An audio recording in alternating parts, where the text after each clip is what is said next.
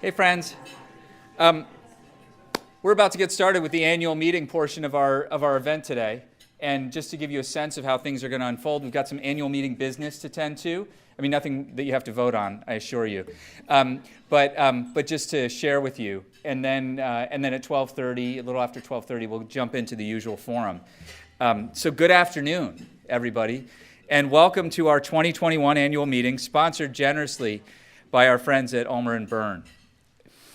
After last year's virtual City Club meeting, I am so glad to be in this room with all of you and to look out at so many members and friends of the City Club who have braved the elements and this weird weather we're having to join us here. We choose to share our annual report to the community with the community in this way every year for two reasons. Number one, October was the month in which we were originally founded, back in 1912. So we like to think of it as a bit of a birthday celebration, replete with a special dessert reception, which we hope you will all join us for right afterwards. And number two, we pair our review of the year with a forum focused on our longtime commitment to free speech, because forums are frankly what we do best.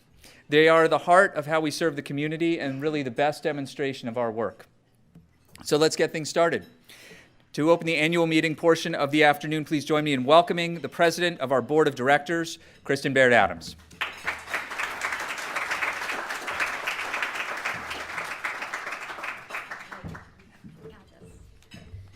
Well, good afternoon, everybody, and thank you so much for being here. And I'm just so proud to be a part of this incredible institution. It's one of the great honors of my life, and particularly this past year, Dan, to be a part of all of the work that went into keeping the City Club not only afloat but thriving during an incredibly difficult year. And like a number of you, I work with a number of nonprofit organizations across this community, and what this team, Dan and the staff, accomplished was nothing short of spectacular.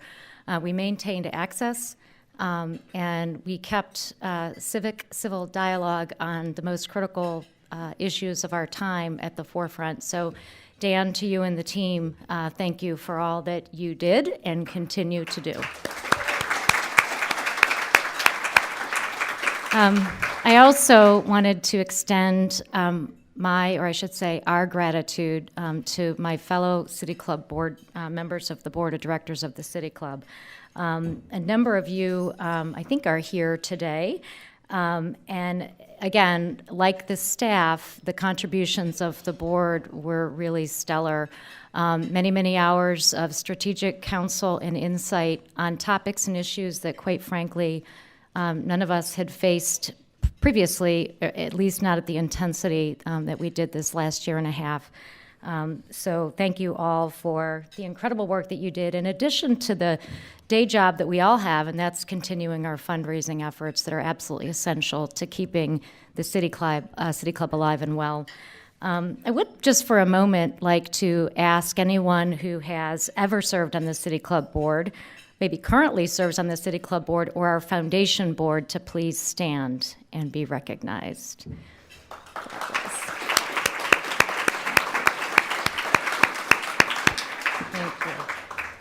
Thank you. And of course, we would be nowhere without our members and our friends and community partners. So for everyone in this room and all of you listening via live stream, we thank you. Again, whether you're a member or a donor, a sponsor, a speaker, a community partner, you continue to come together as critical partners to all of us at the City Club. And at the end of the day, we're all mutually committed to creating conversations of consequence that help democracy thrive.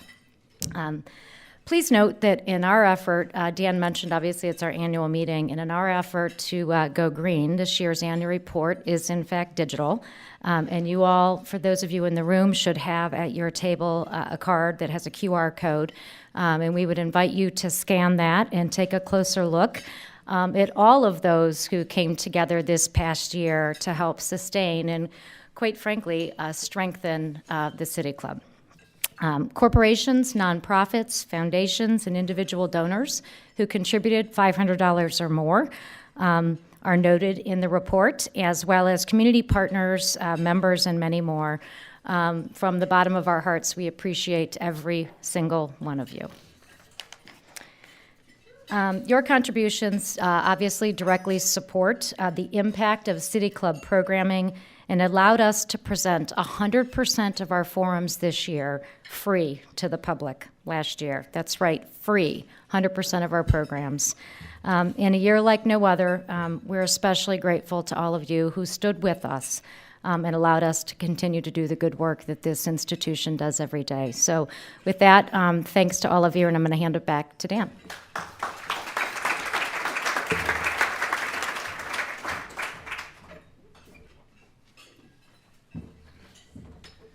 Kristen, thank you very much, and thank you for your leadership and your partnership. It's wonderful to have you step into the role of president of our board of directors. To understand the year that we've had, let me start by reminding all of us kind of where we were July 1st of 2020, which was when our fiscal year began. The murder of George Floyd was still actively being protested here in Cleveland, where just a month before we had seen tear gas used on protesters at the Justice Center, and in Portland, where federal troops were called into action, and communities, of course, throughout the nation. California was about to surpass New York State in the most COVID-19 cases being reported, and 3 days from then, the United States would confirm more than 57,000 new cases in one day, which was, at the time, a new record. Massachusetts had recently announced a new state holiday, Juneteenth, which is kind of cool. Meanwhile, the U.S. Treasury was begging for spare change as we faced yet another ripple effect of the COVID crisis, a shortage in coins. Do you remember that? Hardly, right?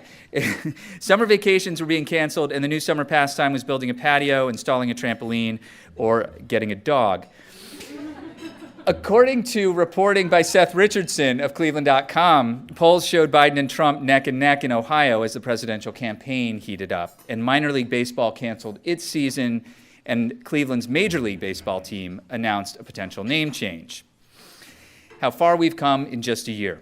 The path we have walked has been different for each of us, to be sure. Some lost family and friends. Some still have not returned to offices or schools or their City Club routines. We've changed jobs, changed team names, changed presidents, both here at the City Club and nationally. And through all of that change, we've come together here at the City Club to connect with one another, to learn from one another, and to really build a future together for our community. And it's true that every forum in 2020 was virtual, but our audience, all of you, were never far away. Our membership retention rate was strong. Audience sizes surpassed those that used to pack this room several times a week. And with the generosity of sponsors, philanthropists, and individual donors, we balanced our bottom line. Our team here at the City Club stepped up week after week to deliver the forums our community counted on. We spoke with Indigenous leaders from around the country about the impact of inaccurate imagery, a forum organized by a member volunteer named Cynthia Connolly, who would join our team 11 months later. Please give her a round of applause.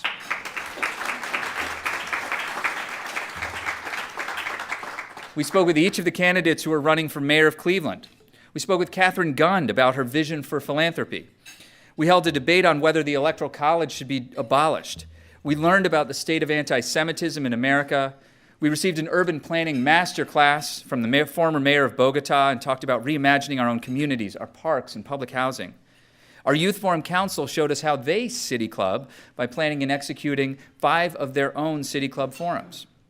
And we convened ongoing conversations about the state of our democracy, the transition to the Biden administration, the fight against COVID, and our community's ongoing commitment to the work of anti-racism. And we really should give credit to the former director of programming, Stephanie Jansky, for everything that she did both last year and through her entire tenure. Please join me in giving her a round of applause.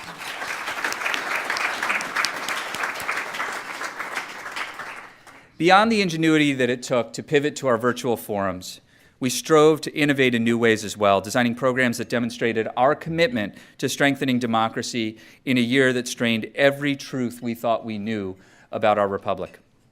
Programs like 5 Days for Democracy, a partnership with our non-library systems, in which more than 500 people signed up for daily emails packed with resources and challenges to encourage them to deepen their own personal commitments to democracy.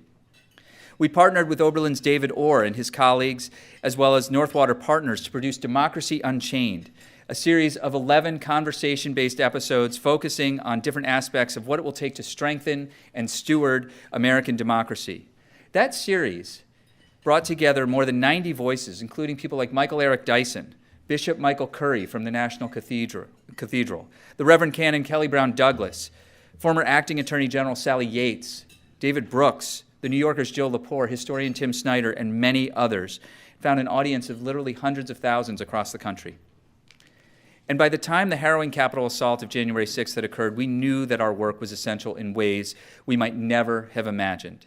We met with community leaders to have honest conversations about the state of free speech. Chef Adam and his team continued to work with Lutheran Metropolitan Ministries to feed those in our community who needed food and shelter. And Maria Gerstenberger and Bliss Davis from our team lent their expertise to many of our community's nonprofits to help them create virtual programs that could connect their work with those they could no longer gather in person.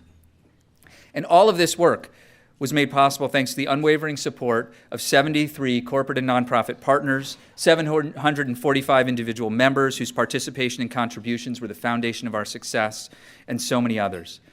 The names of our oldest and newest individual members, by the way, are on the screens behind me, and I want to take a moment to thank these leaders and all of our members for their commitment to civil-civic dialogue. This includes so many of you, and I applaud you. Please join me in applauding yourselves.